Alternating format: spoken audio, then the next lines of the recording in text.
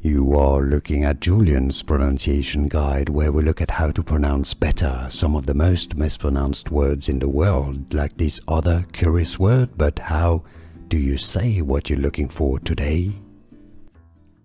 Let's learn how to pronounce this word. It's a bit confusing, but the pronunciation is fairly straightforward once you know, so stay tuned if you want to learn more English vocabulary. Tons more coming up at the end of the video. Let's break it down.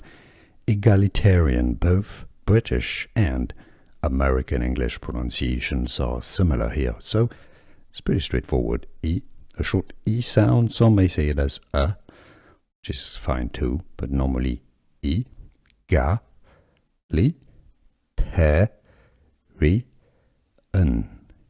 The stress goes on the te syllable, okay? Alright, let's listen to the pronunciation carefully again to memorize it. Egalitarian. Egalitarian. And now you know. Here are more videos on how to pronounce more confusing words and names too many mispronounced. Like this video if you found it useful. I appreciate your support. I'll see you soon and thanks for watching.